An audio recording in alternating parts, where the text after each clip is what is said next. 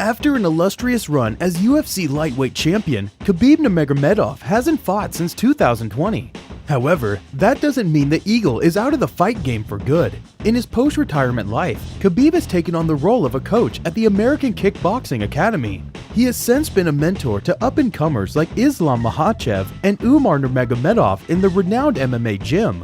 On a bigger note, Nurmagomedov has tried on his promoter hat, following in the footsteps of Oscar De La Hoya and Floyd Mayweather Jr.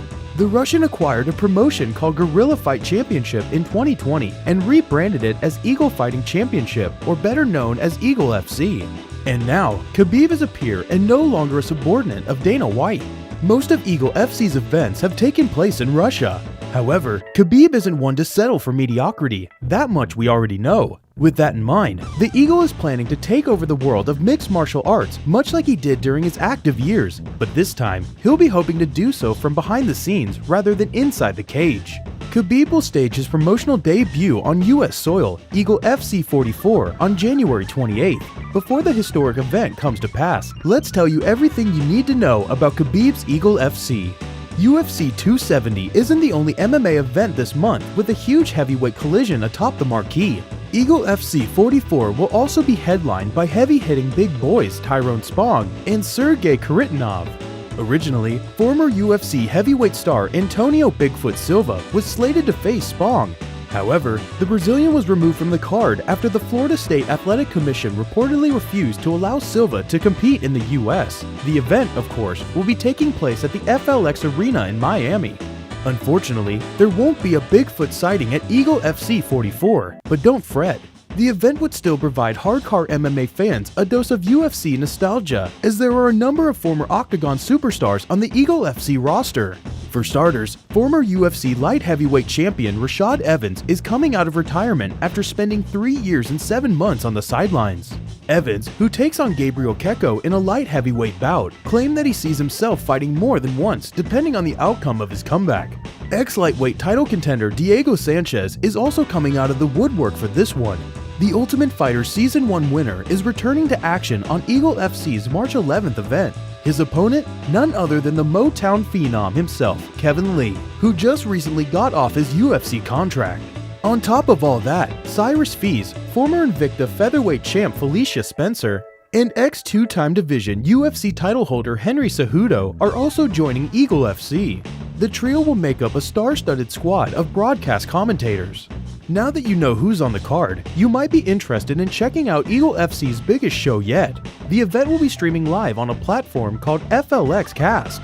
Alternatively, MMA fans can catch the action on UFC Fight Pass, so technically, Khabib isn't trying to compete directly with the UFC and his former boss Dana White. In case you missed it, Eagle FC 44 will start at around 12 a.m. Eastern Time, 9 a.m. Pacific Time on January 28th. Fighters' pay in MMA, particularly in the UFC, is a hot-button subject right now. That's especially true after Jake Paul reignited the conversation around it with his heated back and forth with Dana White on social media. And for the record, Paul won that argument handily. That's a 10-7 round for the problem child as far as I'm concerned. Anyway, the point is the fighters are clamoring for a change to the system, and Khabib might have come up with a radical solution to improve the state of fighter pay. The Russian superstar is reportedly paying fighters on his roster in Bitcoin, and while there's no way of confirming if everyone will get compensated in that manner, we at least know that some of them definitely are. Kevin Lee, who signed a multi-fight contract with EFC in December, revealed that a major factor in his decision to join Khabib's company was that he's going to get paid in Bitcoin. Unlike earnings in traditional cold hard cash, there's an enormous chance for a valuable cryptocurrency like Bitcoin to soar over the years. For Lee, that means Khabib isn't merely giving him money, but is actually helping him invest in his future. There has been a long clamoring for the UFC to add more weight classes in the UFC, specifically in the middle of the lightweight and welterweight divisions.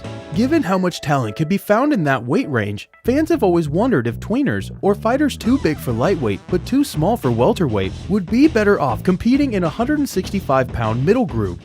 Fighters who fit that category are some of the biggest MMA stars, including Conor McGregor, Dustin Poirier, and Nate Diaz. Thankfully, Khabib has listened to the fans and is giving us what we had long asked for.